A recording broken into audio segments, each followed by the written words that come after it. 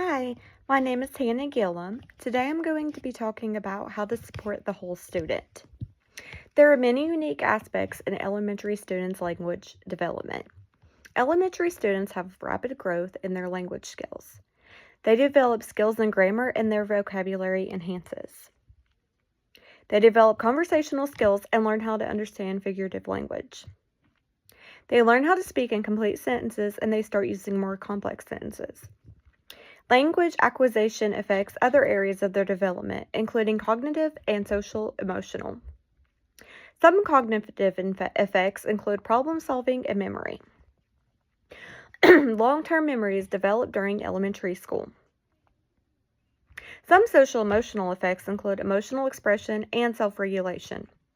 Elementary age children learn how to regulate their emotions. They are also forming their identity while they are in elementary school. Culture can affect the development of learning in children and early adolescents. If a student is in a different culture than they are learning in, this can create a barrier in their learning. For example, if a student is Hispanic and Spanish is their first language, this can create a learning barrier if they are trying to learn at a primary English-speaking school.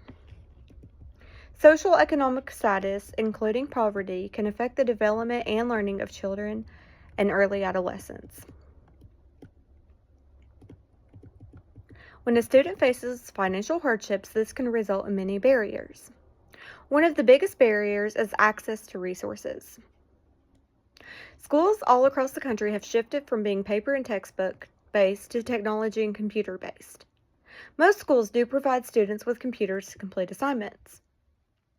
But if the family is facing poverty, then they most likely cannot afford things like internet at home. Public libraries have great resources for families with this barrier. However, some families might not even have transportation to their local library. One suggestion that I have for supporting students facing economic disparities would be to provide these students with assignments that they can complete. A great way of doing this would be to give the same assignments, but as a paper copy that they can take home and complete instead of trying to figure out how to access their computer outside of school. Language acquisition, culture, and social economical status of a student can affect classroom practices. When we have students of different cultures, social economic status, or who speak different languages, it is important that we do what we can to make sure our classroom environment is one that accepts and supports those differences. Teachers can work to eliminate potential biases that may arise from these things by already incorporating these things into their classroom and teaching their students how to be accepting of these differences from the beginning.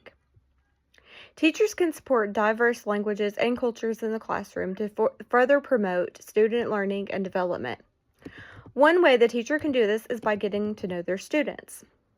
A great way of doing this is by getting them to fill out an About Me sheet where they share their interests and things about them. This is a great way for teachers to know these things about their students. Getting to know your students can help them to feel more comfortable with you, which helps them to learn in your class better. Another way that teachers can do this is by letting students go around the room and share about themselves and their culture one at a time. This is a great way for students to learn about people who are different than they are, and it promotes acceptance of others. edweb.net and edutopia are both great resources that teachers can use to help them learn more about supporting their students with factors that limit their success in the classroom. Thank you.